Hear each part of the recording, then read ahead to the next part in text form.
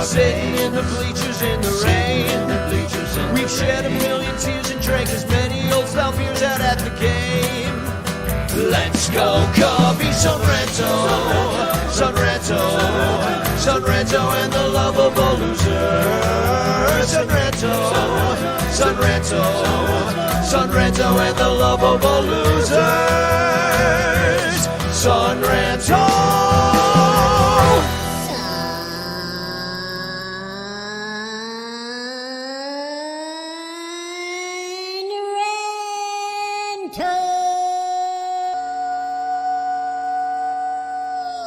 Oh, yeah, baby. Welcome to the Son Ranto Show. Oh, that started replaying. Oh, that surprised me. Well, we're off to a great start here on the Son Ranto Show, brought to you by the Bleacher Bunch Productions on the fabulous Fans First Network, bringing you great shows like Cup of Cubby Blue, Baseball Rabbit Hole, Cubs PS Plus podcast, and soon to be a few more coming your way. Also, this show is brought to you by our 105 paid Patreon supporters. There are unpaid Patreon supporters. You could be one if you don't want to pay us at patreon.com/sunranto, where you can join us on Discord after the show. It's one of our Patreon perks. And you'll also win the Patreon prize of the month. One of you will, if you win our monthly prize, which is a shirt from In the Clutch Shirts, and a poster from Matt Kammerer's permanent paintings from Matt Kammerer on his Etsy store that is of Ron Santo. And I would like to also announce that this month, right now, we are holding a Patreon prize. It's a discount. It's the 69% off sale. You can now get 69% off on your Patreon with code 69nice. So get in there right now and do it. Would like to say thank you to our super duper ranters, Blake Beard, who will be by here later as the ranter of the month, and Rogue Wave Creative, the Mike Waller, and the Cubs PS Plus podcast. And anyway, that's it. Tonight, we're going to have a very special young man on here. His name is Cooper Shook. He had meningitis, he had brain surgery, and he is recuperated enough to be here and tell us all about his love of the Cubs and also this awesome new baseball mitt that he's made with the help of the ranters. Some of you guys might remember that we all pitched in and helped Cooper get a new glove. We also got a Cubs Cast Corral coming your way. Crawley is going to be by from the Fly the W, formerly of Son Ranto Show. And as I said, Blake Beard is going to be here as the ranter of the week. We're going to sing a couple ranter carols. Hashtag chance in the chat if you'd like to win a Frank Chance postcard sent to you by me with a message of love and doom. Okay, hashtag chance. Everybody's doing it. Who's here? Mr. Fourth Row's here. Hashtag chancing. Corey Furlong's hashtag chancing. Mike Waller's hashtag chancing. Oh, yeah, baby. Dominic Galoro's hashtag chancing. David Elliott, welcome everybody. It's great to have you here, and it's great to have our next guests here. Ladies and gentlemen, from not the Ivy Envy podcast, the formerly longest running Cubs podcast, it is Corey Finneran and his nephew, cousin's kid, Cooper Shook. Welcome to the Son Ranto Show, fellas. Nice to have you here. Yeah, good to be here. You know what, Danny? The feed is still active, so I think that longest running Cubs podcast. I think it's still ours. I'm sorry, but until I stop paying that $5 a month, Well, maybe at some point, your credit card will expire and you'll forget that you have to pay that $5 a month. And bye Ivy Envy feed. And hello, Son Ranto, longest running Cubs podcast.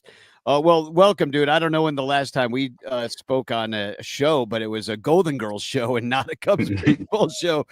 And Cooper, welcome to the Son Ranto Show. I know you're a big Cubs fan. I see you got your jersey on. You got your do you have any Cubs ornaments on that tree behind you? I did. I think they're still downstairs, though. So let me just ask the obvious thing. How are you? I'm feeling good. Yeah, it's quite the journey recently. So you ended up in the hospital with meningitis. Now, this came out of the blue for you. Just kind of happened so fast and sort of thing. What were you thinking when you kind of woke up in that hospital room, did you know where you were?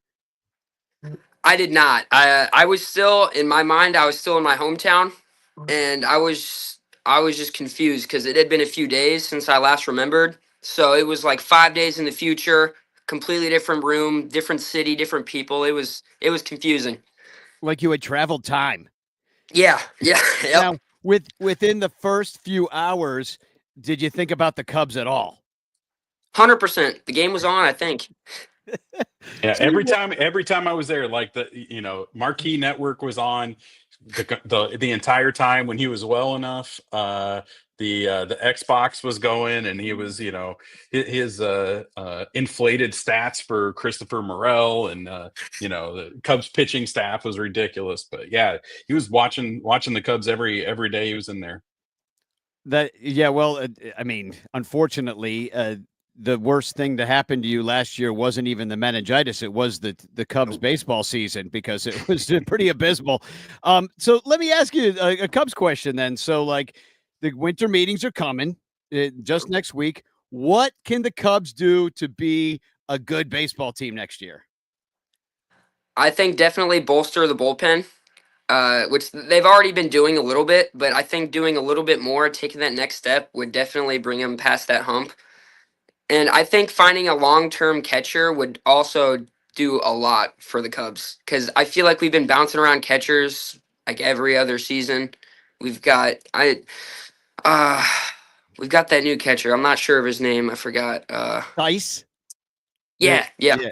Yeah. We don't know really much about him except for that he was on the Angels, and he's kind of older. I mean, who knows? This guy might not even be on the team. So you're not a believer in Miguel Amaya as the guy. I don't. I don't think he's the guy. I don't think he's the face of the catcher for the Cubs, but I think there is potential with Moises Ballesteros. Yeah, especially with the bat. I heard interview that was on Kyle the Setup Man pod. I don't know if you listen to that one, but he had the Cubs hitting coach Rachel Folden on, and she was talking about how Ballesteros is basically one of the smartest hitters that she's ever seen, and she thinks he'll stick at catcher, which not a lot of people think, but a Cubs coach in the organization thinks it. So I think I'll take that with with some truth. So how'd you become a Cubs fan? I think just kind of family. I was born a Cubs fan. There's lots of pictures of me from when I was 1 years old with Cubs shirts on. Always just kind of grew up a Cubs fan, watching games all the time, especially back in the Chris Bryant, Anthony Rizzo. Anthony Rizzo is my favorite player for a long time. I've got like 6 of his jerseys, but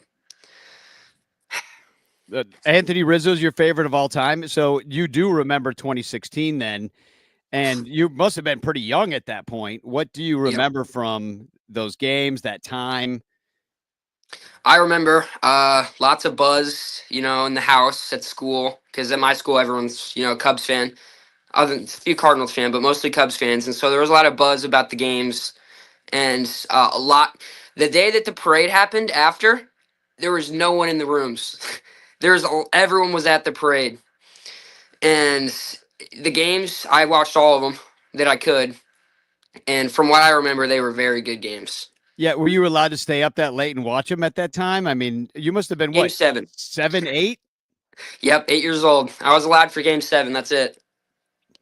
And so, Corey, you got to jump in here a little bit and talk about Cooper. You've watched this kid play baseball on the field, and I got a couple pictures I want to put up of you pitching there.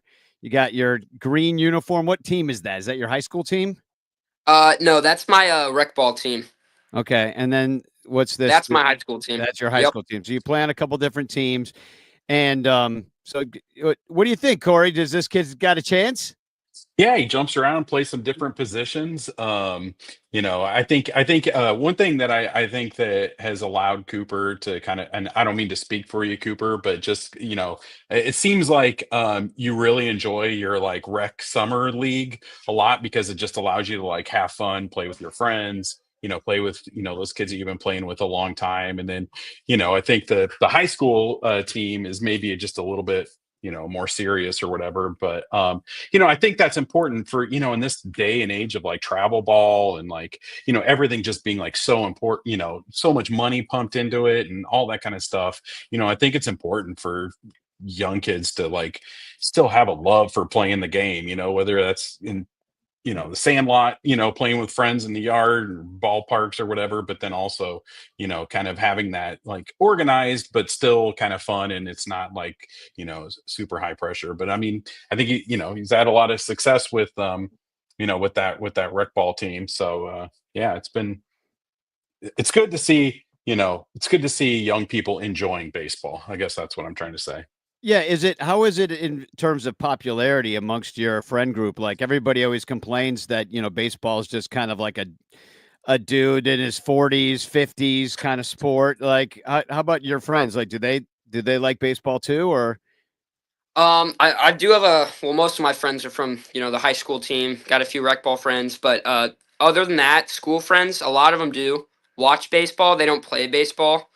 Um, Try to bring some of my friends out to a game this summer. We'll see what happens with that. Yeah, well, I'll be there. You'll know where to find me. And so I want to show everybody this glove that you and Corey have been working on. This is a Cooper special. This is the glove that the Ranters have given you, and just because you got better, and we're just so happy that you got better. And tell me about why you chose this green glove with yellow trim from Wilson. It's supposed to be a Notre Dame Fighting Irish themed, and so Oh, the green is the Notre Dame, and the so gold just like the helmets. So Corey made you do it. I see. Everything's family around here, Yeah, and so well, now does anybody else have a green glove on your team? I have a little bit of a concern that you'll go out there and that people will think you're all flashy and everything, and you got to back that up now. Yep. Gonna have to back it up. I haven't seen any green gloves before, so it'll be standing out there. But Yeah, because if you make an error, they'll be like, "Hey, green glove," and you're gonna take it. So you have to just know that you are not allowed to make an error with that glove. yep, So, what year are you going into? Or actually, you're in the middle of the year, right? Right now, yep. What are you, senior, junior? Junior in high school. All right, cool. And so you're caught back up with school after everything that happened, and cool. And what's the prognosis? Is they all clear to do everything that you did before? Yep, I've been training lately at the gym. I've been doing some pitching training as well. It's too cold to go outside with the cages, but soon, I think January, my high school team's going indoors. So, That's nice. Yeah, they didn't have that when we were kids. Like we got like what 10, 12 games with your rec league. And if you didn't make the baseball team in high school, that was about it. I don't think there really was travel. I didn't know about it anyway, if there was. Well, that's cool. So give me your early, and I want this from you too, Corey. In fact, Corey, if you want to start, I know, Corey, you said you don't even really know all the players that are on the team right now, but give me your early season predictions, how you're thinking the Cubs are looking going into this winter meetings. Like, where do you think they stack up in the Central amongst the other? Yeah, so here's where I'm at. And I think like, I lived and breathed the Cubs, with doing IVMV for so long, 10, 11, 12 years, however long we did it. And I think that first year that we did it, after we ended the podcast, I thought, I just need a break. I just don't really want to pay attention to the Cubs. I want to, kind of just like allow myself to be that casual fan. And as it turns out, being a casual fan is a lot of fun. So my way of staying plugged in with the Cubs is listening to your podcast, Danny, and I occasionally listen to the Cubs PS Plus and Cup of Cubby Blue, so I listen to some Cubs podcasts. I really enjoy listening to everything, but life's kind of like a little bit different for me now. I've I run a business and spend a lot of time on that. And my girls are older, and so I guess what I want to say is this is the most like casual fan response ever, and I sound like such like a meathead, like uninformed person saying this, but like I don't know, I'll believe it when I see it. To me, it seems like what the Cubs intend to do is, shoot for a slightly over 500 team, squeak into the playoffs with a wild card, and see how things happen. And I don't know the ins and outs of what we have in the system and all that kind of stuff. I just don't pay attention like I used to. But like, I haven't seen anything that would indicate that that's not their plan, I guess. And so, which I think has kind of like led to me remaining a casual fan because I'm not going to invest a lot of my time or my money into an organization that kind of handles things that way. I could be completely wrong. Actually, what has probably brought me back to I had not been to a game, a Cubs game at Wrigley since 2019. I think John Baker Day 2019 was my last game. And then we went, Cooper and my girls, we went up to for Ranter Fest, and that rain out, that the game that didn't exist. That was my first game since then. But I think it's something that I probably will get into a little bit more. It's like something that's kind of brought Cooper and I together even more, and so Cooper's kind of also he's my source for news and takes and everything outside of a couple podcasts. So I don't know. I guess that's my answer is just more of the same.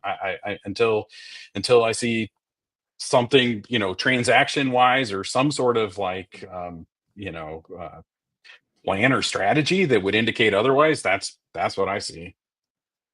Well, it seems like you don't have to watch the team to feel the same way as people who do watch the team feel. Just Mhm. like, Yeah. so yeah, I mean, Now I get to be the kind of fan who's like, I'd love to just like randomly turn them on the other, every once in a while, but I don't get the marquee network and I'm not paying for it. So, I yeah. I'll read the box scores like I did in, 1986 when I didn't have cable. Oh, look, Swanson got a double. Uh, Cooper, how are you feeling about next year? Think there's any hope? I do. I think I had a whole plan in my notes about I made it when I was in the hospital. I'm thinking 91 and 71 is the record, and if we keep Bellinger, because I've seen a lot of mock trades for Bellinger now that they've started talking to other teams. Every mock trade I've seen, I feel like we're on the butt end of that trade. We're giving up a lot for a little, and unless we get a huge starter and a pretty solid reliever for him, I'm saying no because our infield's already good. I would be okay with trading Nico Horner because we do have Matt Shaw and he can bounce around. He's And hurt too. Nico is? Yeah, Nico's hurt right now. I mean, he'll be. I mean, they could still trade him, but he's not. He's looking to start the year on the injured list. So, but he's still absolutely on the block. They were saying the Mariners might line up with him for Mm. somebody like Luis Castillo, kind of like what you're saying, some good pitching. Although he'd be a starter, which that's even more valuable. Yeah, I hear what you're saying, and so you think that they got to kind of stick with what they got, Yep. maybe move on from Nico and then improve the bullpen, and they might be somewhere. What do you think about Jed Hoyer and the job he's done so far to get us to the place we're at now? I don't feel like he's done enough in the past. I mean, this season he has made a few trades, not as much as other teams, but he has made some. And the few trades that he has done, I feel like have been positive. They haven't been detrimental. Last year, he brought in a few guys. This season, I feel like if he takes that next step, it would definitely bring us farther than missing the playoffs again. Well, David Elliott says in the chat here, Coop's a true ranter, recovering in the hospital and making notes about the 2025 team. Good man. And Hudson Evans actually asks, Cooper, how did you react when Christopher Morel was traded? I was at work actually, and my phone started exploding, and I check it, and I'm like, oh gosh. And I had 18 missed texts from all these different people sending me these screenshots of him being traded. And I shed a tear. I'm wearing his jersey right now. My favorite player, and I'm hoping to go to some games in September when the Cubs play the Rays. Maybe meet him. Yeah, well, probably be a lot easier to meet him if you go down to Tampa Bay. You'll be one of like 8 fans in the ballpark, so you could just probably sit in the front row and be like, Chris, come sign my jersey. Well, I'm really glad to see you in this kind of health right now. I know when Corey contacted me about what had happened, like everybody was super worried about you, and here on the Sun Ranto show, we really do like to build community with each other, and you're a big part of that. You were at Ranter Fest, so Yep. you're already a big part of it. You didn't even know what was about to happen, but hopefully we get to a game next year. Go sit out in the bleachers. Maybe Corey will let me sneak you a beer. I don't know. Don't tell your mom. But anyway, I really appreciate you coming on, and we would love to have you back on again sometime in the future to talk Cubs. But I just wanted to, and we want to see the glove when it comes in from Wilson too. Yes. So that'd be awesome. Well, thanks for coming on, and Corey, we got to have you on again too.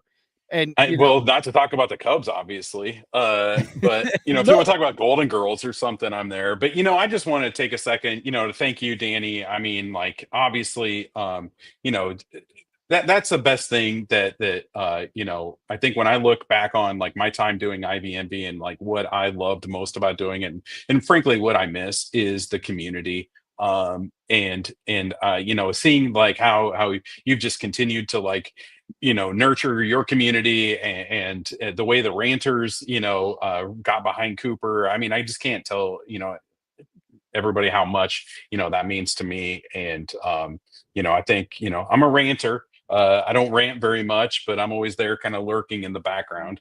Yeah, I want to thank you for everything you've done too, Danny. Yeah, I mean, everybody's welcome. And like, I just went through a bunch of stuff with my mom dying, and, and I couldn't have felt more supported as well. So, it's like goes around, comes around. And that's the idea, is that we all kind of keep building this stuff, and even down to generations, like, Cooper, you're a younger generation. So hopefully we're teaching you a thing or two about how to be good to other people, and that being a Cub fan means this and means something special. So, but I appreciate you coming on. And Corey, as always, you're one of my best buds. So I miss you very much. I got to come down and see you at your palace, the palace at the lake. So, no, I love it down there. It gets me out a little bit. I get scared of wildlife. It's hilarious. Everybody laughs at me. It's wonderful. So we're gonna let you guys go, but we're gonna play right now the Cubs Cast Corral, which has been pre-recorded. So this is a new segment on the Sun Ranto Show in which we go through as many of the Cubs podcasts as I had time to listen to and let you know what everybody has to say. But Cooper, Corey, we'll see you next time. Yep. See you, Danny. Thank you, Rangers. Cubs Cast Corral. Yeah! Welcome to the Cubs Cast Corral. Let's start with Cubs PS Plus. There was a new one out today that I haven't listened to yet, but Mike does take issue with the idea that the Cubs are going to run it back when improving the bench, and that the bullpen could be a difference maker, as they will likely spend up to the first tax year and improve that darn thing. He also talked about how they are investing in the system to develop talent. That's a good idea. On the Bricks Behind the Ivy show, Jeff had on Cole Wright, who likened using Advert Alzolay as the closer last year to using a sharpened prison spoon to cut a steak. But he's excited about the possible closer Porter Hodge, who halved his walk rate coming up to the majors last year, and he loves Cam Smith.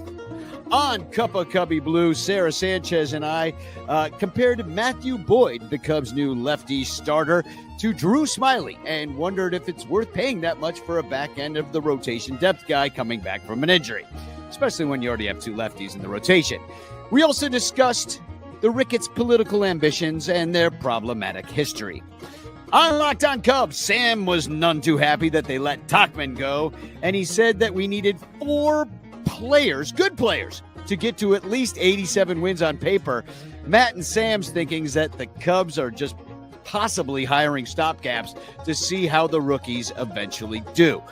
On North Side territory, Sahadev Sharma and Patrick Mooney think PCA could either be a 6-win player or have a sophomore jinx next year, one or the other, and that he could be a contract extension candidate, but he knows the Cubs have deep pockets and so does his agent, so they'll probably ask a lot, so good luck with that. They also happen to mention that to the Ricketts' overall business plan, the team seems a little ancillary. On the compound, the boys marveled at the deferred Tommy Edman contract, 5 years, $74 million, and also that Frankie Montas went to the Mets. But he said, slow your roll on Mets and what they're going to do because David Stern's over there and he's going to tamper agents' expectations about Moneybag Steve Cohen. Yeah, he also, they asked if the Red Sox are a Juan Soto away from contention, and they think that maybe, and the market won't move much until Soto signs. Ian also talked about Matt Boyd being tough to face last year, and Zach said he's the nicest guy. On the Recap podcast, when Cap asked Gordo's reaction to the Cubs' Matthew Boyd signing, he said, they better get Roki Sasaki. And relatedly, also mentioned that the international bonus pool money resets on January 15th, so that could help out the Cubs and a lot of other teams. They also wondered about Rob Manfred's floated golden batter rule and what that would do to the most dramatic moments in baseball. On Chuggo, Cody and Luke were pissed that if you're going to let Tachman go, why not just at least trade him last year for a bag of magic beans? Also, the guys wonder aloud again, when will the Cubs act like the goddamn Chicago Cubs? I also want to mention that I became a Chuggo diehard during their Black Friday sale. Only $35. I got a whole year. On the setup, man, Kyle interviewed Cubs hitting coach Rachel Folden, who talked about Moises Ballesteros being a super smart hitter and catcher and expects him to stick at that position, although Kyle seems skeptical. She also said that Owen Casey is likely the next man up to the big team, and watch out when Moises and Owen get their man bodies. Also said we shouldn't judge players in South Bend in April who have never played in the cold before, and that the gap between the minors and the majors is the largest it's ever been. I'm running out. I ran out of music. I got to keep it going. Yeah! Got to make these shorter. On Fly the W. Crawley had me on promoting Cubs caroling on December 7th at 6 p.m. at Output Wrigleyville. And him and Dustin both asked, does Matt Boyd do it for you? And the answer was no, not really. Dustin thinks they might use him out of the pen if there are innings limits. He'd like to see that. They also reported that the Cubs are one of the top teams looking for more bullpen help. That's what Mike Waller was saying on Cubs BS Plus 2. And wondered if the Cubs can maybe get Garrett Crochet from the White Sox. But who we might have to give up to make that happen turned Crawley's stomach. Also, they talked about the smoke around Nico Horner to the Mariners for young pitching. And now joining me on the Son Ranto Show, it is the man from the Fly the W podcast. Story time with Crawley, with Crawley, with Crawley. Story time with Crawley, it's Crawley story time. Welcome back to the Son Ranto Show, Mr. Crawley. How are you? You know what's funny about that drop is that picture of me reading to my nephew. The kid's like 8, 9 years old right now. That just shows how long we've been going at this. Oh, yeah. No, well, you haven't aged a day. You look exactly the same. I'm still waiting to grow into my man bod. Look out. What do you think of that idea? I mean, I just threw a lot at the wall right there, all the things that everybody's saying. And, you know, people forget that these dudes are so young. You know, your Owen Casey, your Moises Ballesteros, they're down there. And, you know, they're hitting even in a situation where they're without their man bods. And they're going to grow into this stuff. And you don't know what we're going to get. Like,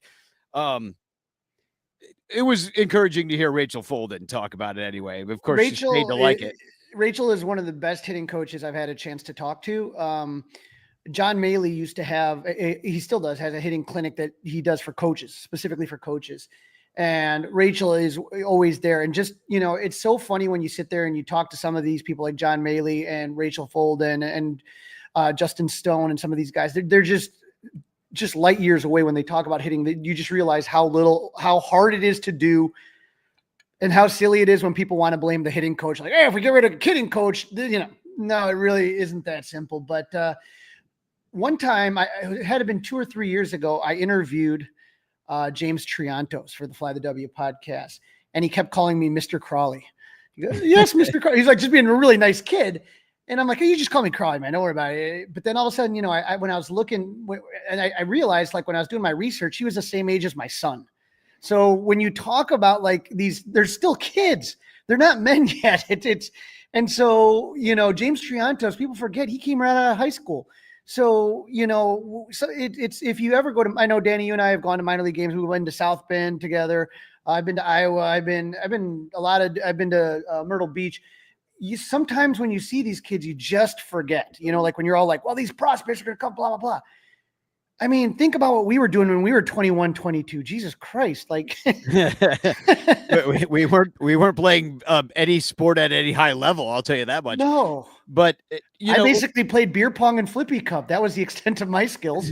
So what do you think of the idea that like some of these young guys, they are coming into their own? Casey is from the Darvish trade. That was a long time ago. Yeah. You've got some emergent, like some dudes that have moved through the system, like a Triantos, like a Matt Shaw, who seems ready, like a Ballesteros, who everybody's pining for.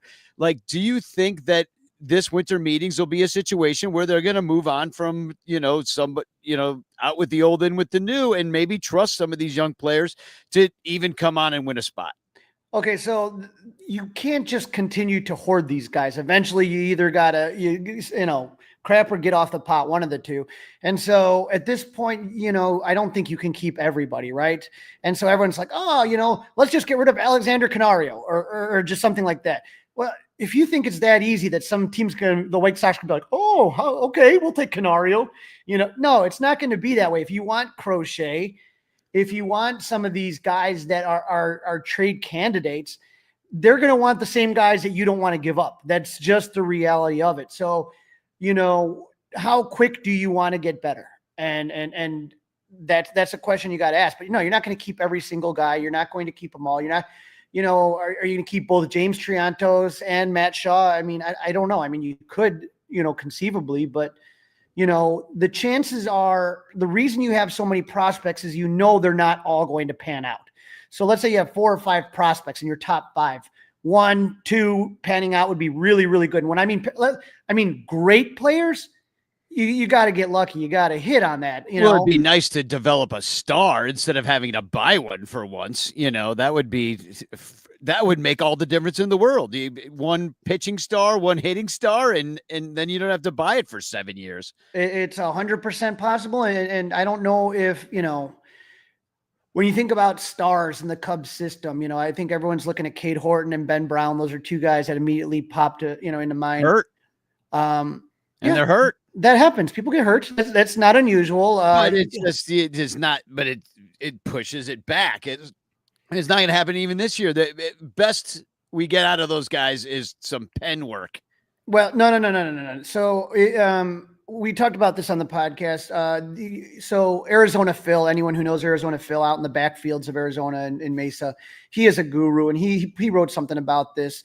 Ben Brown and Cade Horton are going to have inning limits, but that's the same thing that Mason Miller had. He was Mason Miller from the A's was a starting pitcher, and he got hurt, and he had inning limits, and so that's how he became one of the most dominant relievers that everybody wants to trade to get.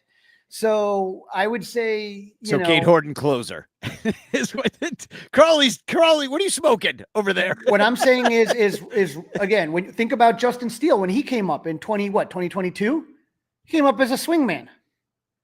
Okay. Him and Keegan Thompson.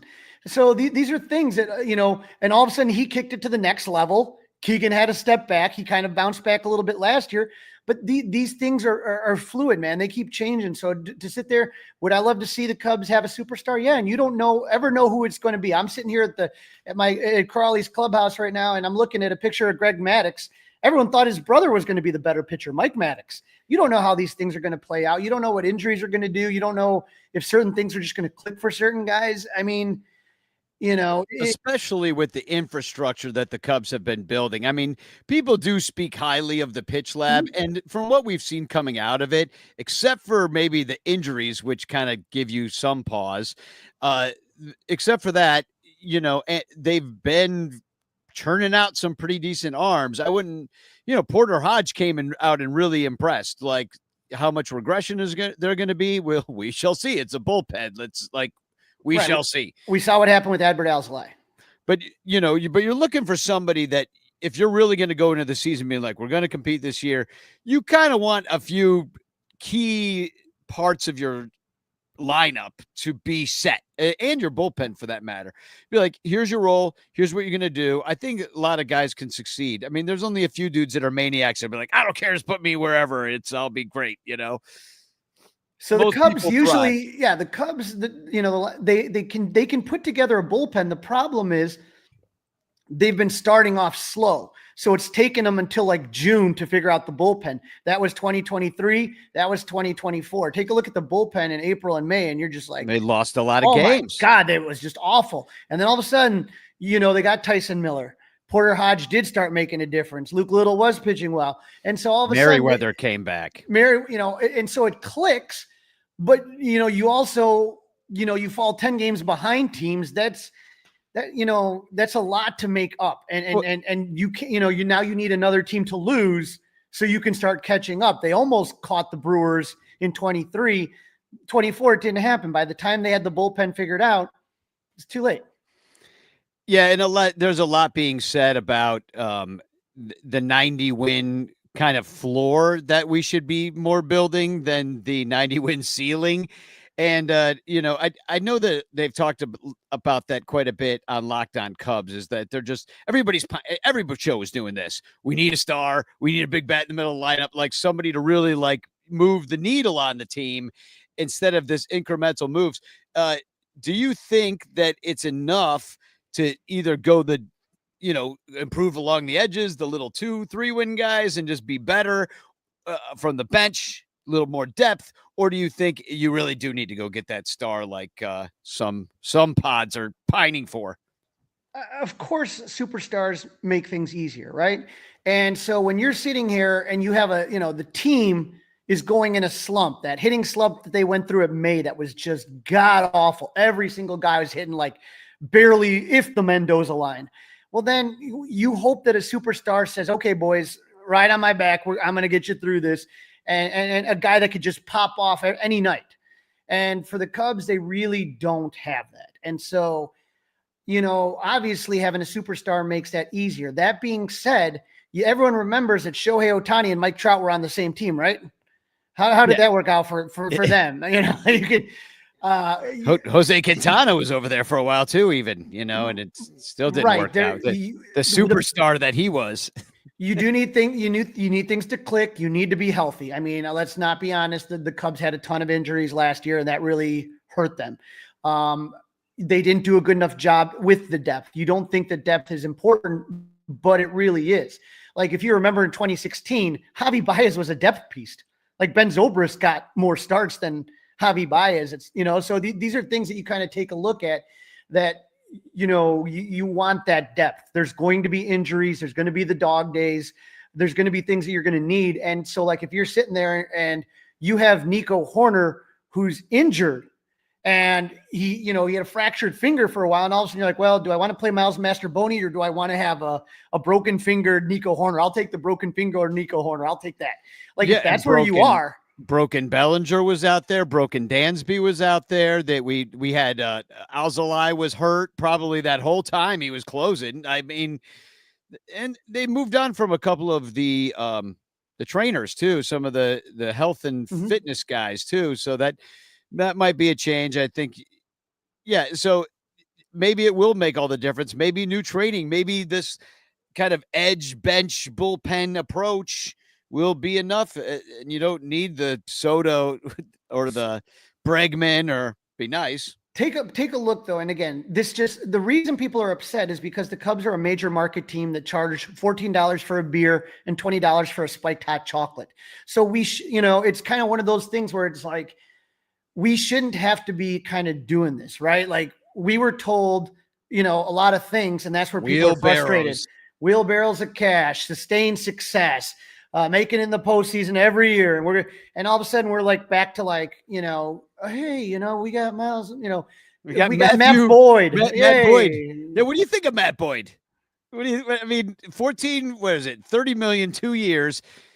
Hasn't really pitched. Well, I'll put up his numbers. You can take a look if you want to. I know his numbers. Like I said, he hasn't started more than 30 games, more than 25 games since like 2019. Yeah, it's been a while. Look at his starts, and so I guess the question that I asked on Fly the W was how many innings, let's say innings, what would be success for you for Matt Boyd with innings? Because again, take a look after 2018, 2019, you see the innings just absolutely drop. So if you're telling me, if you right now, 100 innings to me seems like a victory. I mean, that's a long time ago. Like, I can't even think of like stuff that I did in 2018. Like I'm a different person now than then. Right. And so that's the problem here, is that you're needing guys to play at their highest level. And if they don't, then it really is a problem. Well, they must have liked what they saw in Cleveland in those 8 games that he pitched in. Right. And that's the thing that's really frustrating is that, everyone knows that that's a small sample size. So I don't know, maybe he's going to make me look really bad, but chances are he's not. Okay. He may come out there and that first month, he may be on fire, or maybe at some point in time, he's going to catch on fire. But if you're telling me he's the guy that's going to sit there and be the workhorse, would you give him the ball in a postseason start? Cleveland did. But again, short sample size. Maybe he's changed things. I know he's used his slider less. He's increased his sinker and curveball. The four seam. Still, it's. I guess the thing too for Cubs fans is doesn't throw fast either, right? That's the thing. He averages like 93 miles an hour on his fastball. Oh, that's a Cub if I ever heard of one. That's Jed Hoyer's sweet spot right there. So we kind of sit there and it's just like and that's why, like, for a lot of people, everyone's kind of like, oh, maybe Nico's going to go to Seattle. Oh, maybe it's going to be Cody Bellinger, because they have a lot of hard young throwers. They're in a very similar situation as Cleveland when we got the bullpen guy from Cleveland. I was like, well, why are they giving him up? They don't have a place for him. They got bullpen guys coming out of their ears, and Seattle's in that same kind of situation with young starters. And so, like you said, maybe it's not a guy we developed, but if you can give a young guy a ball and he can, and he can all of a sudden really kind of open up some highs and have a really good year, you and I, Danny, we're old enough. We remember Doc Gooden coming on the scene, or Fernando Valenzuela, or some of the old school guys. You can have a guy that just all of a sudden just tears it up out of nowhere, didn't see it coming. And so that's the thing right now. There's like, what I'm worried about, Danny, more than anything, is that there's been a lot of talk about how Wrigley was one of the worst hitter parks last year, 29th, when you talk about park factors. But Danny, as bad as it was for the hitters, did that make our pitchers better? Well, I mean, probably it did. I would say. I mean, especially Shota Imanaga is giving up a fair amount of home runs, even with the favorable conditions. But there's no guarantee that next year is going to be that way.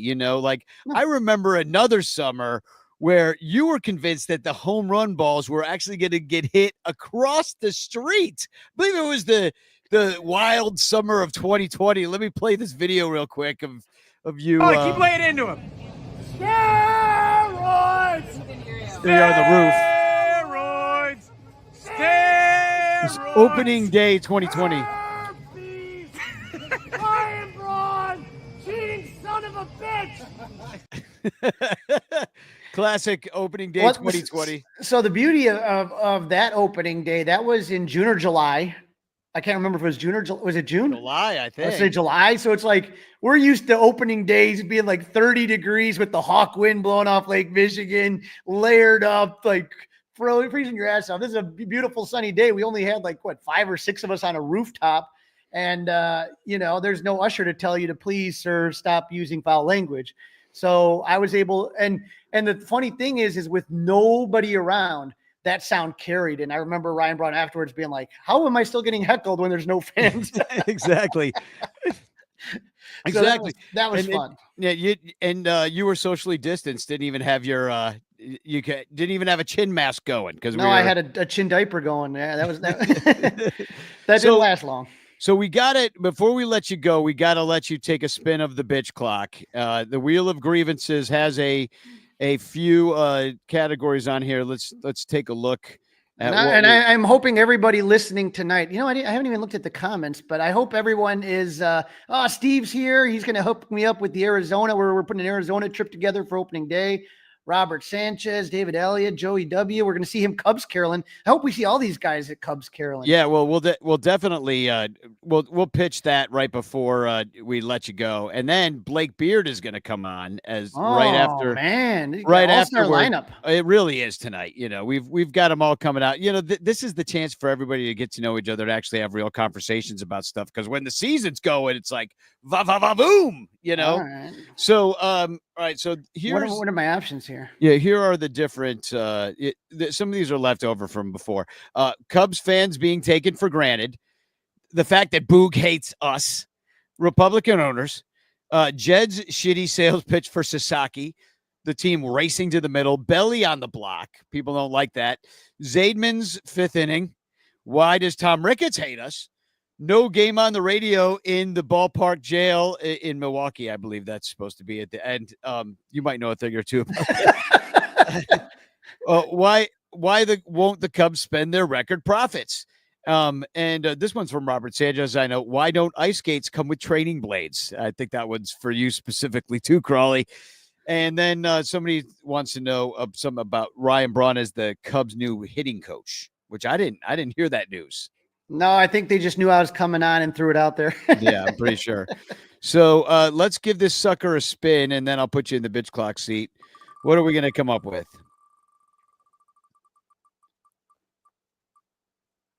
What do we got? Oh, yeah. Ryan Braun. Oh, I love it. All right. Okay, I'm going to get the bitch clock video ready for you. I feel like this is almost like this is Bitch clock, you have 30 seconds. Sorry, I wasn't ready to do that yet. I kind of feel like this is too low hanging a fruit for you, though. I mean, come on, I just played the video.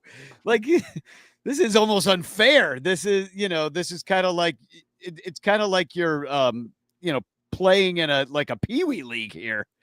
Hey, what can you do? The bitch clock's the bitch clock. I didn't spin it. The wheel of grievances is going to wheel a grievance. So, all right, here we go. I'm putting you in. Bitch clock, you have 30 seconds to bitch. Ryan Braun as the Cubs' new hitting coach. What is he going to teach the players? How to inject yourself without making any kind of sores or bruises? How to throw a tester under the bus by accusing him of anti-Semitism. This is absolutely a joke. And the only thing that Ryan Braun can teach anybody is how to get sexually transmitted diseases. He's an absolute scum, low-lying fruit, and he's in the Milwaukee Brewers Hall of Fame with Eric Wheelo. Stop your... Oh, definitely extra points for getting Eric Wheelo in there and dissing him at the end. Very nice job. Eric Wheelo, me and him have had our moments, right? And so Eric Wheelo, he ripped apart my beautiful Cubs carol years ago. I had a beautiful song that I sang and a great everything. He ripped me apart. He was like Simon Cowell. And so we were at Ranters Fest together, and I was really drunk one night. He was really, really drunk the other night.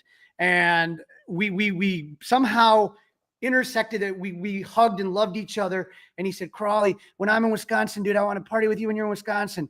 And he absolutely blew me off. So now Wheelo's back on my shit list. So I had to put him on that. I tried to get Wheelo down for Cubs caroling too. And he's in Wisconsin right now, but he's got shows. He's, he's a comedian. He's busy. Which is too bad, because look how much fun we're having. This is a few years ago. There's Sarah Sanchez in the background there. John Pickus I see in this picture. And we're all out there going around Wrigleyville, Cubs caroling. Man, I got a great set of songs for the hymnal this year. I'm so excited for Saturday. And I'm going to play that Cubs carol that you sang a couple years ago at the end of today's show, because I think it deserves another listen. It does. I think people. You know, it's one of those songs that ages really good. You know, like some songs age really good and others you're like, oh, what was that? I think later on this is going to be an epic Cubs carol that people will be like, what was Wheelo thinking? That was like the greatest song ever. Well, I will sing. Yeah, exactly. It'll be like a sleeper hit. It's like, how did this not chart? Yeah, People exactly. are wondering. So I got one to lay on you. I sang some on the Fly the W podcast to try to get people excited to come out to Output Lounge at 6 p.m. on December 7th, the date that will live in infamy. We're going to sing there and then roll around Wrigleyville. So come join us. But I got this one for you.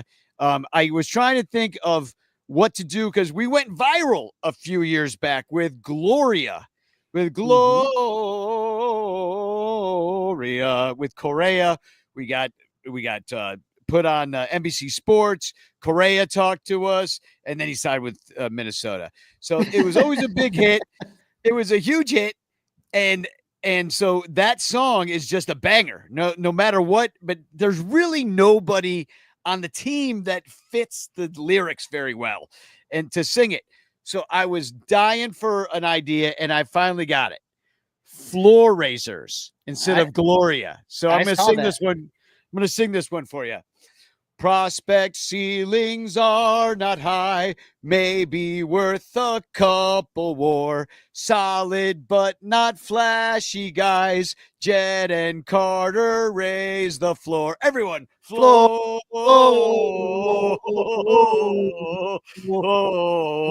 raisers. Stop being such cowards. Yeah, so what do you think of that one? Do you think I think that's a winner? I got to tell you, you know, when you came on the show, I was like, man, you know, I don't know if Danny's feeling it this year. I know you and I had talked, and it's just like, does anyone really feel festive this year? And all of a sudden, then you come on and you throw out a couple bangers. You got this one, and it's a Cubs carol miracle, I say. You know, out of pain comes art, and that's what I'm feeling.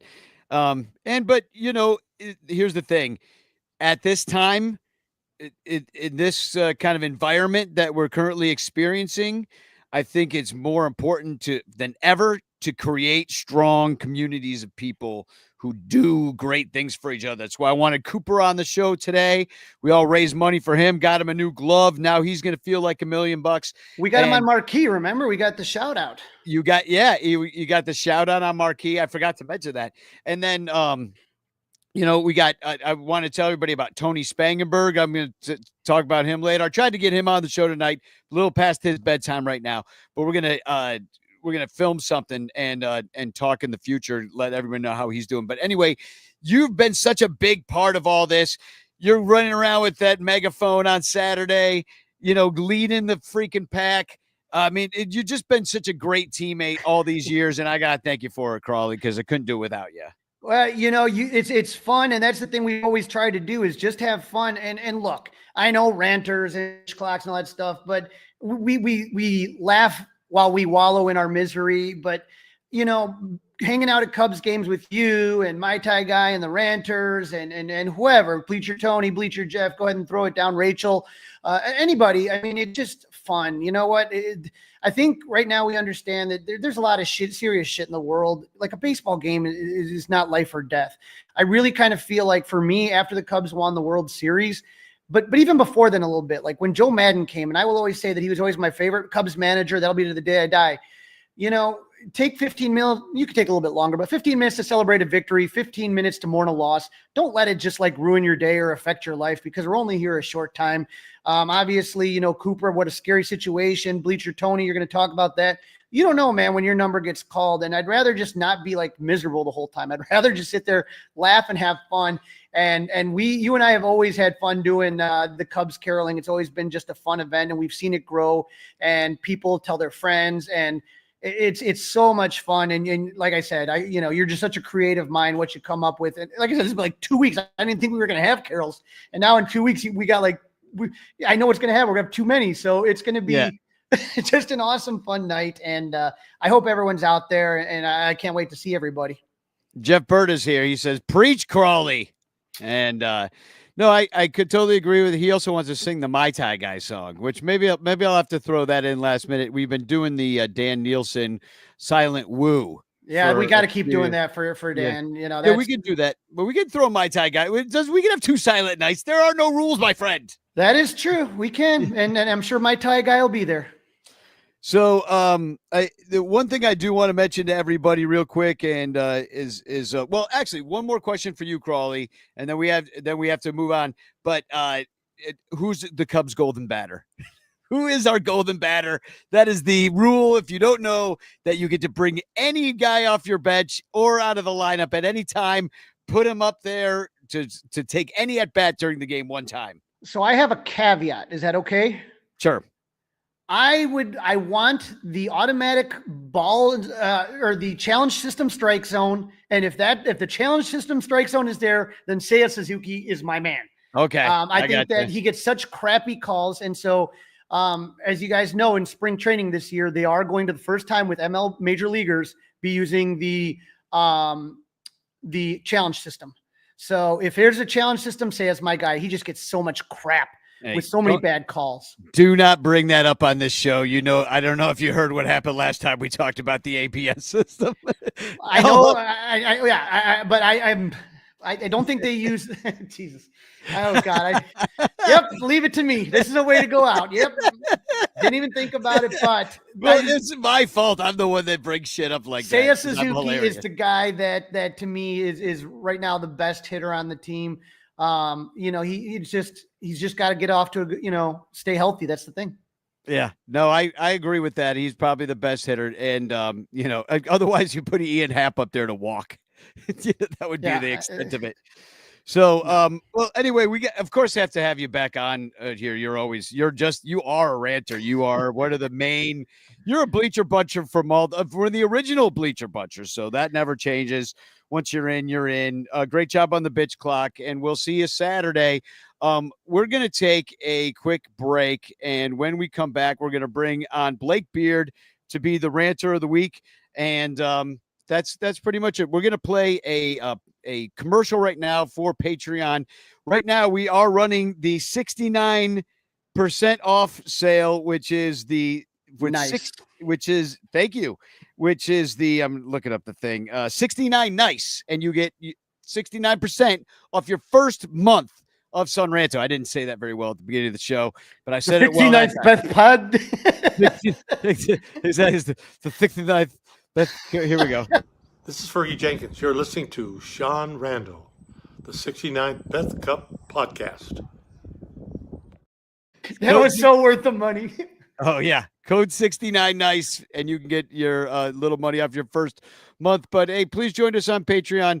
I'm going to play a commercial for it right now, and we shall be back shortly.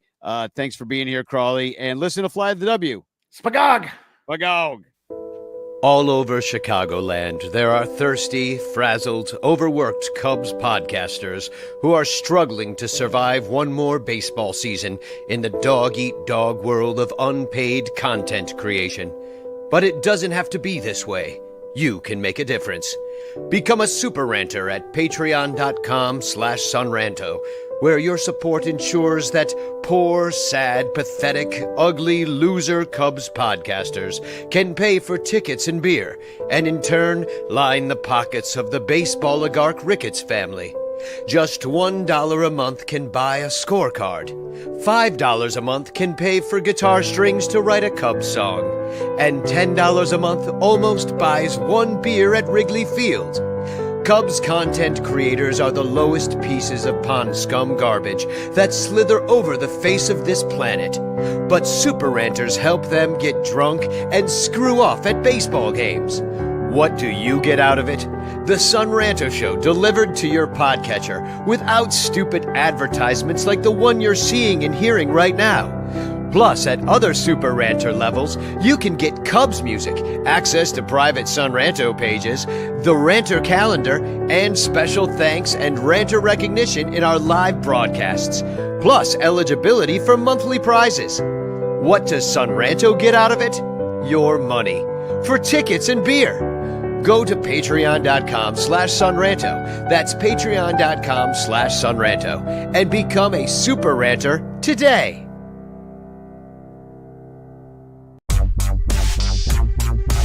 If you like the Cubs a bunch, buy your t-shirts from In the Clutch. We've got all the best styles for you. Dansby, Saya, Morel too. Clark Fly in his W. Cody Bellinger smoking dupes. Vintage shirts from days of old. Patrick Wisdom and Nico. You'll look sharp wearing your stro. 10% off with the code SONRANTO. SONRANTO. InTheClutch.com is your store for the most fun baseball shirts on the planet. Don't forget to use promo code SUNRANTO to knock a couple bucks off your purchase. Stack or die, we need more cups. Get it all at In the Clutch. Cause if you like the Cubs a bunch, buy t-shirts from In the Clutch. Get it all at In the Clutch. Get it all at In the Clutch.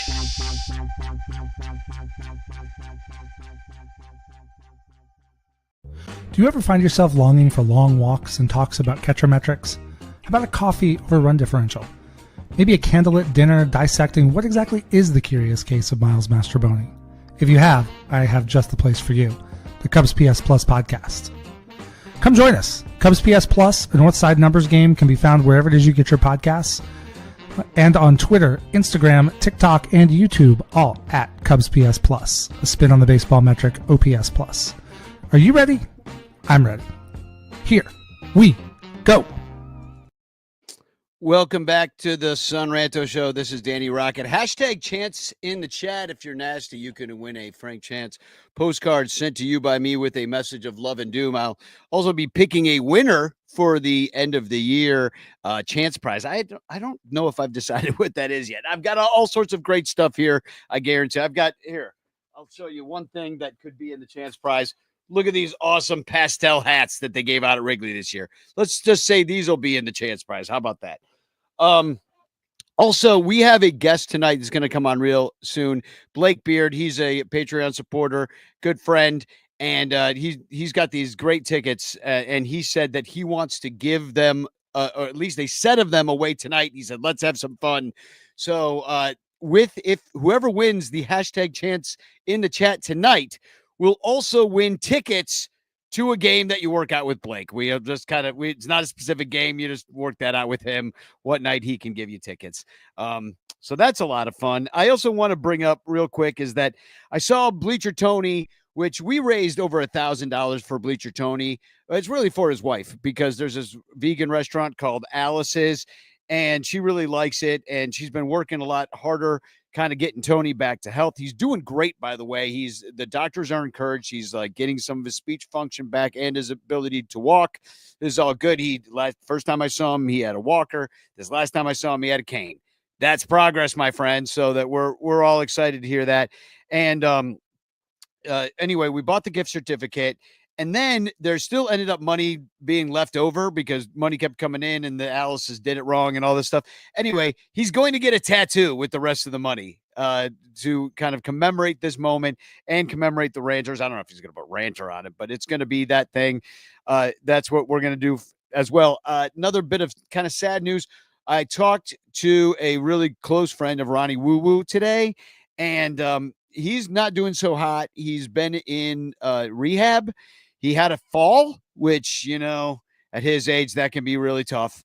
And but he's doing okay, and he's in rehab. I'm going to try to figure out a way we can maybe go over and see him and sing Cubs carols with him, for him, and maybe for some of the other people at the rehab. It's just kind of over on the northwest side. I think we can figure something out, maybe get a small group of us together and go sing to him. I think that'd be really nice. So look for that. But anyway, keep him in your thoughts right now. He's going to have some surgery right at the beginning of the year. So he's going to be kind of in this rehab facility for a little bit. So just shout out to him, give him the good vibes. And the last thing is I want to thank Jarrett Gable, Guy Sirius, my bass player, who bought me this freaking incredible hat that I advertised on last week's show. It's getting a little bent, either that or the camera's bent. But look at that thing. It's corduroy. It's got this gold rope along the top of the brim. And then on the brim, there's like the leaflets for the captain's hat that I usually wear. And what you don't, if you can hear that, let me get next to the mic. It's corduroy, baby. This hat is corduroy, just to add insult to injury. I freaking love this hat. Thank you very much. If you would like to bite my style, then here's the link to it. You could also get this hat. I just dropped the link. And also remember, if you're going to buy anything this holiday season from In the Clutch, they're throwing a Black Friday sale. I think still, I think they're just on sale, 25% off at In the Clutch. Go look up their sale. Then there's also our links at sunranto.com/shopping for the MLB shop, for lids, all sorts of other stuff. And also at sunranto.com/stuff, where you can buy all your Amazon items by clicking on our links and shopping, or filling your cart and then clicking on our links. We get credit for that. And we really appreciate it, because it's those couple bucks in our pockets. And I really appreciate all you guys that do it. And especially, I appreciate our next guest, because he is also a Patreon supporter, which is why he's coming on the show, because he's a super ranter and my friend. It's Blake Beard. Hey, Blake. Hello. How you doing? Good. How are you? Pretty good. I'm Good. I was feeling a little tongue-tied earlier. I feel like sometimes my mouth gets ahead of my brain, or vice versa, and I'm feeling a little more relaxed now. Good. Now that I've kind of settled into the show and you're here. Yeah. So It's the third act. It's like David Letterman. Like you're in the groove now. Yeah. Most people have turned out by this point. So exactly. Yeah, you're good to go. Exactly. It's like the third set of the band at 2 a.m, That's where right. there's just drunk people and people that still think they've got a chance to get laid. Then that's it. That's all that's left. So, well, tell me, first of all, how was your Thanksgiving? How's your holidays shaping up so far? Tis the season. Thanksgiving was good. Went to my brother-in-law's house and then to my uncle's house, and drug my mother-in-law around. And she's 84, so it was she makes things more fun. But yeah, it was good. How about you? It was a sad one, first one without mom, and so we were, Yeah. there were some tears that flowed, but you got to go through these things, and it was nice to be together. Absolutely. We also have a new baby that was at Oh. Thanksgiving, so it was his first Thanksgiving. He's not eating turkey yet, but his mom ate turkey, and then he drank the milk of the mom, so he kind of got the tryptophan. He slept good, but he's a good kid, so it's been fun getting to kind of know him. And I don't really understand babies, but we do it anyway. And Right. so it was nice. And not a lot of it's funny. It's like my sister's a big Cubs fan, and her wife's kind of getting into it now, but not a lot of Cubs talk at Thanksgiving. Nobody's really excited. Do you have any Cub fans in your family? Was there any conversations that anybody feeling a certain way?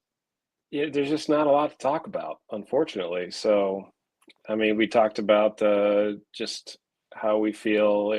We're just in this constant state of mediocrity right now. So, it wasn't it was supposed to be like happy Thanksgiving, but the Cubs talk was not happy.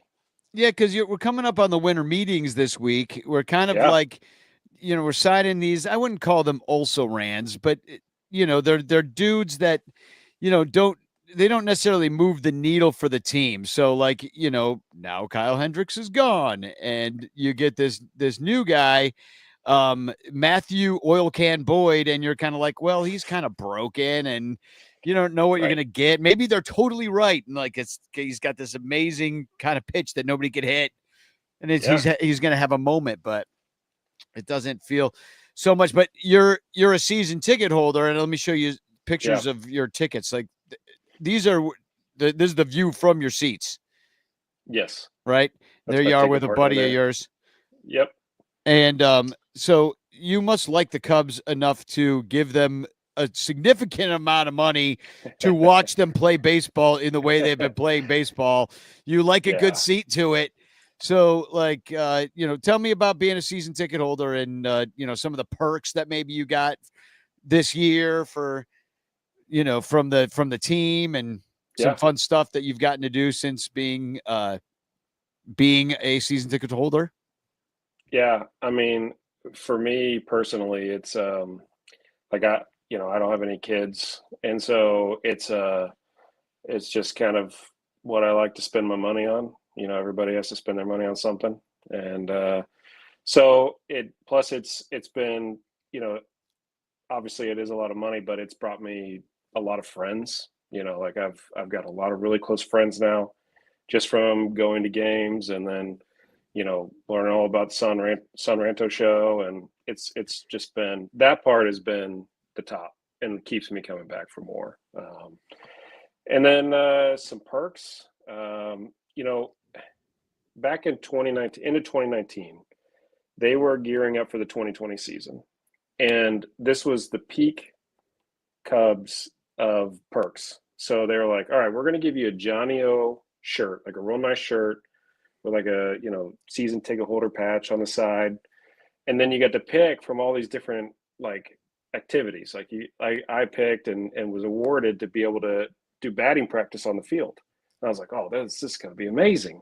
And then of course 2020 happens, and biblical losses, as we all know. And so then nothing like that has ever returned. So it's, we get, I'm sure you saw the little, like the W that they sent this year and everything. So. Yeah, how was that thing? I made fun of it, and then somebody put it together and kind of took a better picture of it, and I was like, well, it's not that bad, Yeah. Yeah. I mean, it's fine. Yeah. It's just not. So, it's way cooler to take batting practice on the field that you did not get to do. 100%. Yeah, exactly. 100%. So you didn't get. So there are things that people like. I guess now they're going to give some of the bobbleheads, or you get to choose a couple of the items that you can just get delivered to you. And Joey W in the chat here is saying the Cubs need to be stop being such cheap asses, and that might be Joey's on it. Yeah, well, that might be for the players too. It's like we seem to be playing in this mid tier. You get Boyd. You're looking to kind of shuffle the deck chairs a little bit, maybe move Horner out, move a pitcher in. Like, I mean, how you feeling about the approach?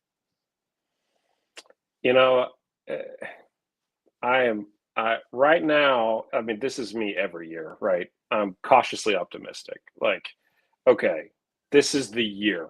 We've gone through like 5 seasons of Jed. I don't even know how long, but it's felt like an eternity.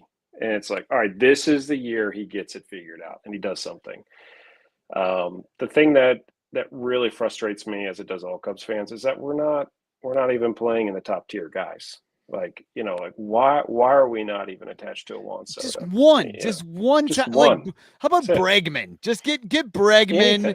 Yeah, add those wins, pay the freaking money, hit the first tax, blow through the first tax, blow through it. In fact, now when you're gonna stay 10 million under the second tax, so that when you're winning, then you add that big arm, then you add that big bat or that bench guy you need. Yes. Yeah, and then blow through that. And then blow through that, go all the way, and then be the Dodgers. Yeah, and defer it till way past the time we're dead. How about that? Who cares? Yeah, we're not going to care. We got what we wanted. But I mean, it's crazy how different these teams are and their mentalities of spending, and it's And Dominic says used to be a team free agents wanted to come to, not anymore, and that feels like it. Maybe that we kind of jumped the shark when we won the World Series. And then it was like, that was something for the players to, chase and have it be meaningful to millions of people. But now that's just, that's gone. Yeah. And I do feel like we still have, some, and this is being completely biased here, but you don't have a lot of fan bases that still show up the way the Cubs fans do at Cubs games, even at a mediocre team. We are still there. And you don't get that a lot. We were 6th overall, I think, this year as far as attendance, and didn't even make the playoffs. So, if nothing else, those, as well as I do, that those Saturday games, and that's why people hold on to season tickets, because then you're guaranteed tickets to all the playoff games. You're guaranteed tickets to the World Series. I mean, that's how I got in, is from a season ticket holder. But it's like, that gives you those privileges, that license to be in there. So, but you got to be looking at this and being like, hey, you know, the reason I have these seats is not for these, you know, necessarily these 81 games, especially like the packed Saturday where it's going to be, you know, $1,000 to go to the game or whatever. But like, you know, you're buying it for this playoff payoff, and it's been a while since they've been doing it. I should take that back. I've never purchased the playoff tickets. I had an opportunity in 2019, and then they got beat 4 games in a row by 1 run to the Cardinals, so they didn't make the playoffs. I 2020 recall. they make the playoffs, but I couldn't go. Obviously, no one could. And then ever since, you know, we haven't had to worry about it. So I'm still waiting for that time when I'm like, all right, this is it. I can't wait to buy postseason tickets. And I do feel like there's something to this squad that could click with the right pieces added to it, that, you know, well-oiled machine. And I know that they've been working on the infrastructure. The infrastructure doesn't play the games, so that's a little frustrating. But, you know, I do agree that, like, that it's, you can be optimistic about it. Like, there's something there that you're like, well, if this goes and that goes, they could, you know. But I just don't see. I mean, what is your win ceiling in your head, like, for what you, even with the things that you think they'll do? Like right now, I think we're upper 80s. I don't think we're cracking 90. Yeah, but you don't know. I mean, you make some good moves, and some of those guys hit, and you know, like you know, you and Crawley were talking earlier. We have so much talent in the minor leagues, especially in the outfield. And it's exciting. Yeah, and you can't get all of those guys to play. You know, there's just not going to be enough space. Well, that's why you move on from somebody like Bellinger. You trade him for like a more top end pitcher. Then you've got, then Boyd is nothing more than a depth piece, literally replacing Drew Smiley in a way. And then, and so you go out there with really a top tier pitching staff. You lose that bat. Can you trust some of those, that one of these young guys, one of these young outfielders are going to step up and take his place? Because you're going to want him to get a significant amount of at bats to keep the, you know, to keep the ball rolling on that guy in his development. Yeah, I think Casey's the real deal. I think Alcantara could be. You know, that dude is just super talented, like just pure athleticism. And then, you know, Shaw too. I mean, it's an infielder, but that's what I was about to say. I really don't think that Horner's going to end up on the team this year. I really think he'll be traded, and Shaw will be there. It's going to break a few hearts, but including mine. I love him, but gotta make moves. It's a little vanilla, you know, like the defense is obviously there. Horner is obviously a solid player. I think most teams would like to have him, which is why you want to trade him, even though he's injured. But it's like, you know, it certainly would. It's going to change the makeup of the team. Maybe it'll feel little less that way. Like, you know, look at the infusion of youth that PCA offered us last year in the middle of the year. Right. Maybe we can get something like that. Although he's going to be in sophomore jinx. I thought that I don't make the rules. That's just how it goes. I hope he's good eventually. Yeah, just baseball. Look, if you want to get a bullpen guy and he was good last year, he's going to be terrible this year. You get somebody who had an inflated ERA somewhere in the 5s and 6s, maybe even a 7, and he'll pitch you to mid 3s next year. You know, that's something that Jed always aspires to. It's funny that 7 ERA guy, Matthew Boyd. Matthew Boyd's not that far off of that. I mean, it really is not. He's not. So yeah, well, I want to share a couple pictures before we end up here, and that is, you went to London, and now here is there at the West Ham United. What's the London Stadium, I guess, where West Ham United plays. Looks little ominous skies there, and this is from inside the ballpark. Doesn't look bad. I thought it was going to be too spacious for a ball game. What was your feeling on the matter? It was actually, it fit pretty well. So the first day we were like further down third base there, and it was so hot. Like it was like there was no air movement, and I just sweat the whole time. My friend Emily, she was down closer to the field there. She was smart and got way better tickets, and it really didn't feel that out of place. Um, and the second day, we were back on that other side that you had, and it was more like a club area. Like a friend of mine ended up getting us tickets. I still don't know how, but it was really stuffy, and not weather wise. It was stuffy people wise. It was like a bunch of rich people from London that didn't understand baseball. And I ended up like talking to and high-fiving a Cardinal fan in front of me more than, talking to anybody else around me. Hey, put it through the wickets. That's right. That's right. Well, Yeah. speaking of Europe, I see that David Lowry is actually drunk watching us from Krakow, Poland. Whoa. 4:20 in the morning. Hey, David, what's going on?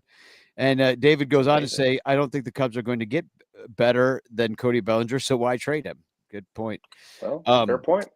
So, yeah. So tell me more about London. Well, you had an issue with your room. You said you went with a friend, and this is your setup. This was supposed to be 2 single beds, but it really, it is 2 single beds, but they just happen to be right next to each other.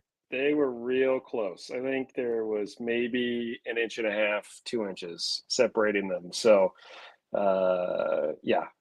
We it's enough for the Holy Spirit. Just enough space. Yeah. It was. We made do. Yeah. Well, it's Europe, and any plans to go to Japan? I wish I could. I really do. I have to be at a trade show, unfortunately. So. Yeah, what I really want to do is I heard last year it was really hard for season ticket holders to get tickets when they were in Korea. So, I mean, I want to be able to get some and then make sure they get to somebody that's going that, because so they don't have to pay outrageous prices, so. I got some people on the ground in Japan, and I think I might try to get them to figure it out, because I don't think I can go either, because I will actually be in Poland. I don't know if David Lowry knew that, but I will be in Poland in February. And actually the Ranters are, speaking of all the great stuff the Ranters do, they sent me to Poland. They raised a bunch of money so that I could take this trip with Trapdoor Theater. And so that's what's happening. And Poland in February wasn't particularly my choice, but we were invited for this theater's birthday, and so we're going. That's really cool. Yeah. So not only are we like helping out Tony, we're helping out Cooper, you're helping out me, but Blake, you're helping out people all the time. You also donated your tickets many times to the different. Well, there's like a charity. What is that called that you did? It was like a charity thing you could put your tickets on, and then you do a raffle. What was that thing for Club 400 last year? Yeah, I don't honestly forget what it's called. Of it. Yeah. Anyway, you had a great idea that to try to get something going, and we're going to probably try to work on this too with a bunch of us. Is a place that season ticket holders can donate their tickets so that families that can't afford to go to the games could bring kids. So I've actually talked to Levante from the Lost Boys about that, and he said, well, I love this idea, let's talk more about it in the future. So we're kind of in the planning stages about that. We'll probably try to all have a conversation together soon, but you kind of told me what made you think that you wanted to do something like that, and I don't know if you want to speak on that. Yeah, absolutely. I grew up a relatively poor kid, a single mom that to this day I don't know how she was able to do what she did. And it would be 6th grade, my uncle packed me up one day, called in sick to school, and we drove up to Wrigley and watched a game. And like I told you, like that's obviously had a very lasting impression on me. So if we can get more kids to games, I think that's a win for everybody. It was encouraging to hear Cooper talk about that, not only how much he loved baseball, but that some of his friends loved playing it, at least, not necessarily watching it as much, which I've heard that a little bit from the younger people. They're like, it's a fun game to play, but I don't want to sit there.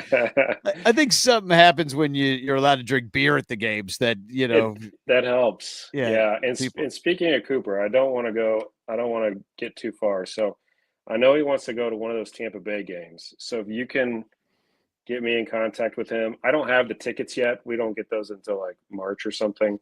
But yeah, I mean, if he's really wanting to go to one of those games, I'd love to give him my seat, one of my games for. Oh, dude, I think he would be, and I think I know somebody that might want to bring him.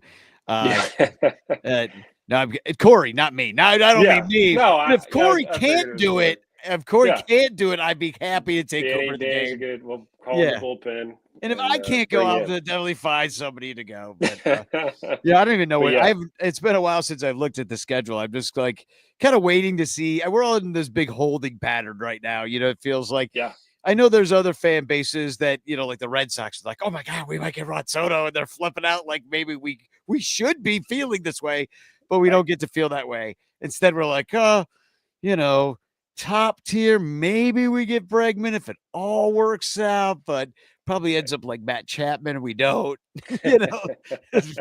We've talked ourselves. We're so abused. We've got Stockholm syndrome at this point. Yes. It's just so sad. It but is. Well, I thank you for all your support over the year and over the years, and I do want to allow you to choose whether you'd like to take a spin of the bitch clock. I don't think I'm going to be very good at it. I'm like George Costanza, where like you think you'll freeze? How about this? I'll freeze, and then I'll be like at 4:00 in the morning. I'll be like, you should have said that one thing. We'll do it. We'll do a tandem because I don't think I'm very good at it either. Because as I said, my brain gets ahead of my mouth, or vice versa. Sure.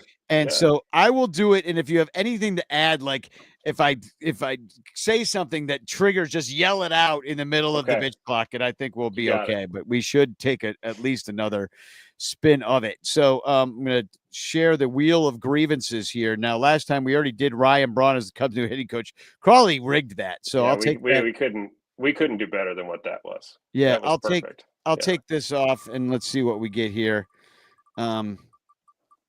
All right. Round and round she goes. Oh, why does Tom Ricketts hate us? Yeah. All right. I got it. That. Yeah, I could do this. All right. So, all right. Got to start it again. Start the bitch clock. Here we go. Wait. Bitch clock. You have 30 seconds to bitch. Tom Ricketts hates us because we're too poor to give him enough money for him to explode his account to the point where he can own the world like somebody like Elon Musk or Jeff Bezos, something like that. He wants only a wealthy fan base, only people that are there to be seen and to see other people with money and to do business deals in his little clubs. He does not care about the average fan. He just wants rich people's money. Your bitching. F you, Tom. Yeah, fuck you, Tom. And to be president someday, I think. Probably. He's taking the George W. Bush approach to it. I'll own the Rangers. So anyway, I like your addition though, which is that was really the perfect thing. You could have just yelled "fuck you, Tom" for 30 to just draw it out over 30 seconds, and it would have like 10 seconds on the fuck, 10 seconds on the you, 10 seconds on the Tom, and that really would have done that would have solved everything. Yeah. Todd don't care about the plebs. Well, I do think they're using us. I do think that they're using us to raise their social standing, and it's almost boycottable to me. Almost. I know it hurts. You just want to support the team so badly, but then you've got an owner that's just being an a-hole. Well, and Corey's here. He says stop bringing in your own water. Tom Ricketts, probably like a quote.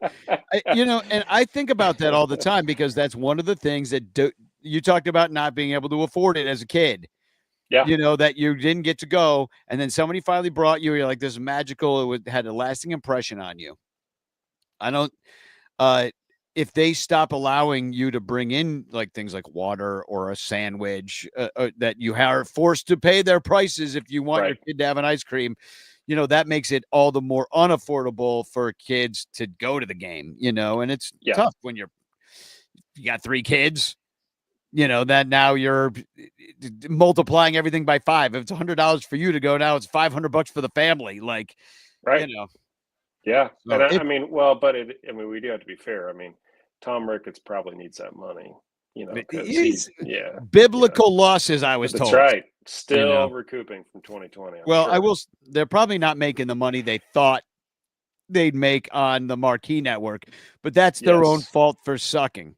Absolutely. If they were better at it, they didn't bring in hire Soto. Yeah, exactly. Things will change.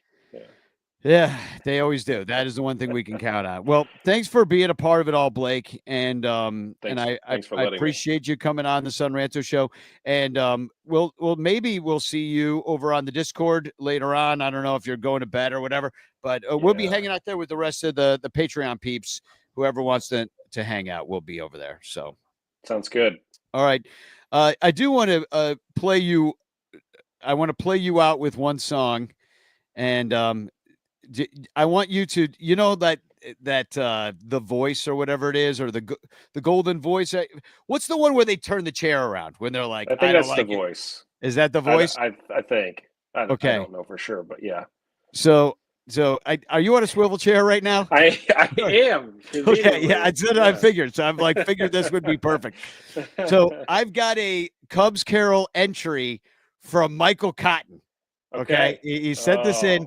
And so whenever you think that you got to turn that chair around on Michael Cotton's parody / voice, that's when I'll let you go. But I will continue the song to play. All right, here we go. I'm ready. This as far as I can turn. Oh, you got to turn around to us. I was thinking you turn around when you don't like it. Oh, yeah. Totally turn around when you don't like it. Yeah, so it's the opposite, I guess. Okay. All right, here we go. This is Injuries from Michael Cotton. Wrigley outfield, ivy wall. Can we hear this? Makes the Cubs fan smile. Behind the ivy, it faded. Wrigley outfield, ivy walls. Makes the Cubs fan smile. Behind the ivy, it feels like hard bricks. You can't hear it? Fans are shouting. I'm sorry. Oh, no. Troubles mounting. All right. Well, never mind. Snapping This is going to be my joke as soon as it started. And on it. Can you guys hear it out there on the broadcast? Let me know if you could hear it. Give me your golden shower batter, Corey Furlong. That's how we'll end it then. That's the one player on the Cubs that you wouldn't mind if they peed on you. Yeah, I'm not going to let that happen. I would say, if it's not Suzuki and I would say Bellinger, but just because of his experience, but he may not be there. Let's do PCA. He might do something fun, I mean, he could strike out or he could hit a home run. We don't know. Yeah, I'm thinking Miles Mastrobuoni. Just the element of surprise and be like, really? You're going to use him? Yeah. Yep. The pitcher will be so shocked he won't know what to do. He's going to ground out the third. It's going to be fine. So, consider yourself lucky that you can't hear Michael Cotton singing, but we'll let you go and we'll make everybody else hear it. Sounds good. All right. Thanks Later, so much Blake. for having me. Peace. Take care. Spagog. Spagog. All right. Now we're going to listen to Michael Cotton sing. And here we go. Every program you will hear. Bellinger. Why'd you smash into the wall?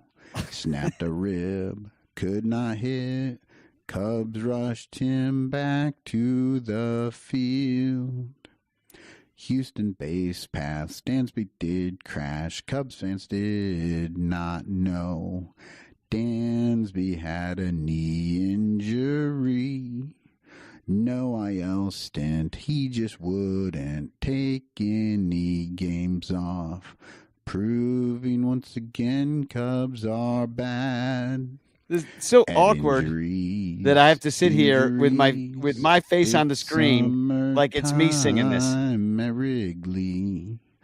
Injuries on the bench sit the rookies. See, I do understand why Michael Cotton did not want to show his face and have that attached to that voice. You know what I'm saying? So, all right. Well, we're going to end the show here real soon. First, I wanted to say that we are picking the, I'll get the link to it here real quick. It's the Elfster gift exchange. We're doing the secret ranter. And I'm going to share the link to the chat in the chat. It's on the elfster.com. I've been sharing this. I'll share it more. Look in the Facebook page. I'll share it on Blue Sky. I'll share it all the places. But if you want to be involved in the Ranter Gifts Exchange, just sign up and you'll be in. I just shared the link in the chat right now. It's on Elfster. What else? Oh, Cubstradamus is here, so I might as well just he sent in this video, and I actually had the misfortune of watching it, so just check out his unfortunate message. Next week is the winter meetings, and the Cubbies' chances are fleeting. If they don't sign a star, they won't go too far, and Jed Hoyer will take a beating. Beat him up! Beat him up! Yeah, it's not a very nice message of hope there from Cubstradamus. And I don't really actually have a lot of hope for what is going to happen for the Cubs. I think we're going to be kind of stuck in this kind of mediocre place, kind of racing towards the middle. I'm sharing links in the chat right now for Cubs caroling, and bring a friend. And please do RSVP for Cubs caroling. It's really super helpful to know how many Cubs carol hymnals that we need to print. And I wanted to say once again, Patreon, if you want to join, now's the time. You get your first month for 69% off.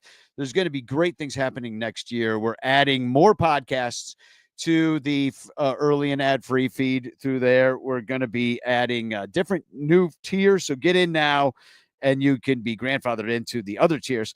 Also, I want to reiterate that we're doing Cubs Pod History. If you would like to do a podcast about a specific game from history that you went to or something that you're interested in, please let me know. I'm happy to produce it and put it out through the Bleacher Bunch Productions. So that's Cubs Pod History. I want to thank personally Mike Waller, who gave some money for Trapdoor Theater to go to Poland. He gave $250. That is huge.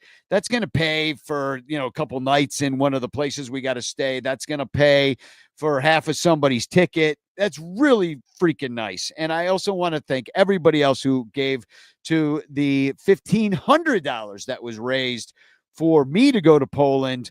That actually ended up paying for 2 people to go to Poland, including me. So that's really freaking awesome. So now you guys are all you're helping us do really weird theater in Poland. But I think it's a really important time to go to Eastern Europe. You got Putin knocking on one side of the door, and Poland's been right in the middle of all that stuff for years and years and years. So I think it's important that Americans go and, show them we mean business. And we're going with a great group too. So anyway, thank you so much. I'm just going to throw this out there into the universe. Maybe something will come of it.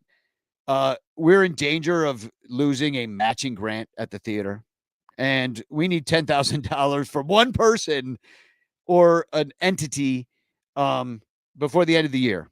And so we're trying to figure that out. So kind of asking around. Yeah, as you can imagine, it is an awkward thing to ask anybody for. and I haven't asked anybody for it because I don't know anybody with $10,000. So I'm just going to throw it out there. If anybody has $10,000 that they want to give to a struggling theater company that would get a matching grant then for, that would be awesome. And just contact me about that, because you just inherited money from your rich millionaire uncle, and now you're looking to give it to a black box theater.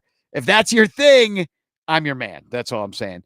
I also wanted to thank Maggie Montooth, who sent me a bunch of ornaments. This beautiful silver snowflake came in the mail, along with a bunch of other silver snowflakes, and a beautiful message about that made me cry, actually, about her son, who she lost very tragically. And a story about how snowflakes, when they fall on your cheeks, are like kisses from your deceased relative. And I thought that was a beautiful sentiment. And so I'm bringing them down little by little to the mom shrine. It's been cold, so I haven't done it yet. So, but I will, and that's what this is all for, to go on the mom shrine. So, if you guys want me to put anything on the mom shrine for you, let's get weird. I'm all for it. What else is in my notes? Nothing, except for we're going to go over to Discord after this. Thanks to the Bleacher Bunch Productions and all the great shows on there. We're on the Fans First Sports Network. They've got a bunch of great shows with about a bunch of great teams. So if you're in any other teams, maybe you could find a show there of a team you like. Our 105 Patreon supporters is why we do this podcast. We do not do this show unless you are part of it. That's just it. Like, if like all the like if my freak out over Trump becoming president lost all the Patreon, I would probably stop Sun Ranto Show too, because I'd be like, oh, well, there's no point. There's no people anymore. It's all about you guys. So I also want to thank Blake Beard for being here, and Crawley, of course, and Cooper, and Corey Fennerin. I know we all miss his show, IVMV. It was way better than this show, and we all miss it. I want to thank Rogue Wave Creative, and Mike Waller and the Cubs PS Plus podcast, Matt Kammerer, Permanent Paintings, and In the Clutch shirts. Make sure you check out their Black Friday sales. Make sure you follow us on Blue Ski. That's what I'm calling it. I'm not calling it Blue Sky. I think it's way cooler to call it Blue Ski. We'll be the ones that get that going, and we'll take credit. Blue Ski. Andy Wells says, I'm a supporter. I also saw Andy said that his girlfriend, I believe, had triple bypass. So get well to her. Please let her know we're all thinking about her. And, please find us on Blueski, Instagram, TikTok. Lots of great things happening over there. I know that a lot of us are old and we don't do the new thing very well, but TikTok is a lot of fun. I've been trying to cut our show up over there, make it a little bit more bite-sizable. Guy Sirius is here, says that is so nice. And, you know what's so nice? This hat you bought me. Thank you, Guy Sirius. All right. Hashtag chance in the chat. This is your last chance to win a Frank Chance postcard sent to you by me with a message of love and or doom. We're going to put this sucker up here. Who do we got out there? Oh, we got a bunch of people. 18, it says, who have entered the chance chat, but there's always more than that. 19. Oh, somebody got in under the wire. Here we go. We're drawing it. We're going to see who wins the chance. Who's the lucky winner tonight? Are they going to be on Discord later with the Sun Ranto Show? It is Artie Boucher, Mr. Fourth Row. Congratulations. He'll probably be on Discord later on this evening. Once again, Discord is a Patreon-only perk, so patreon.com/sunranto if you want to be a part of it all. We're going to do great things in the future. I guarantee it. All right. To sing us out here, it's going to be our good friend Crawley, but I'm going to let him warm up a little bit with some, here's his opening number.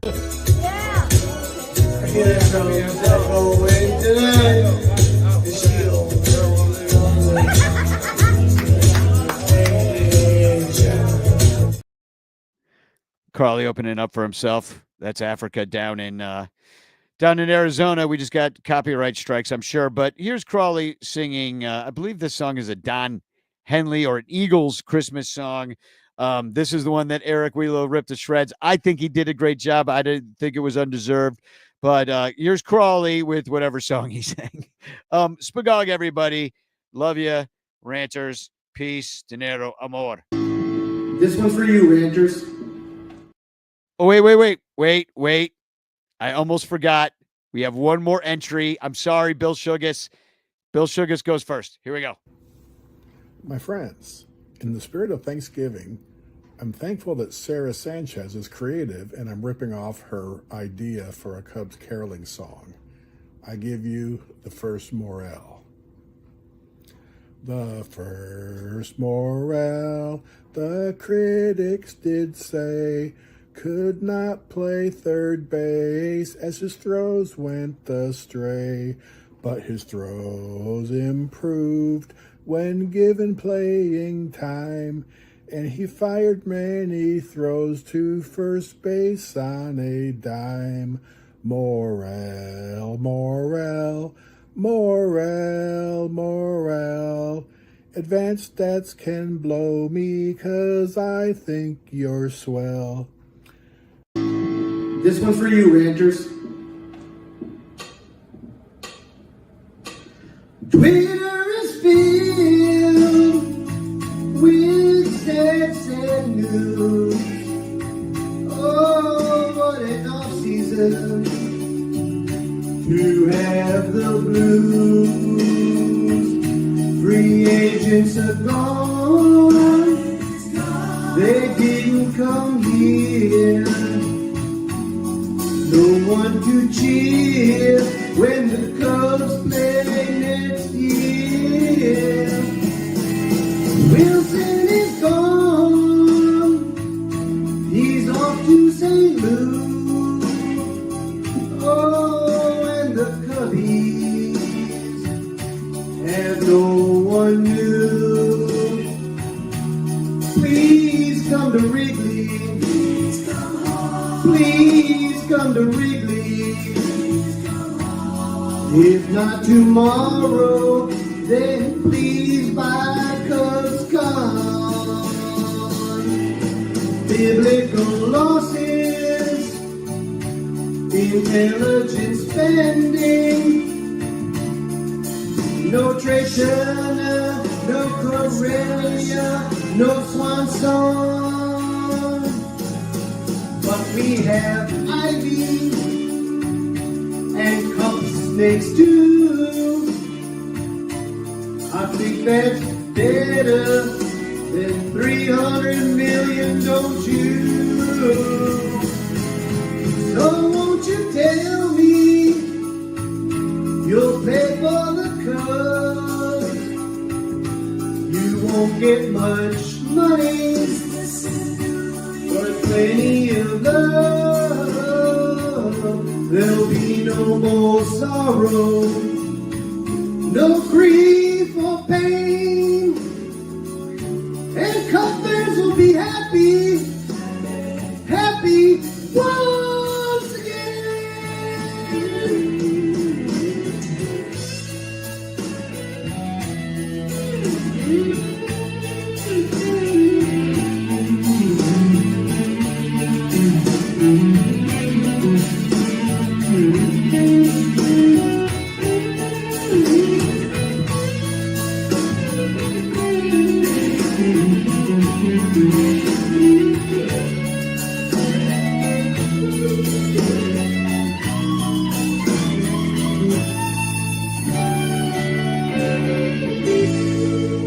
Merry Christmas, ranters. Rest in peace, Dan Nielsen.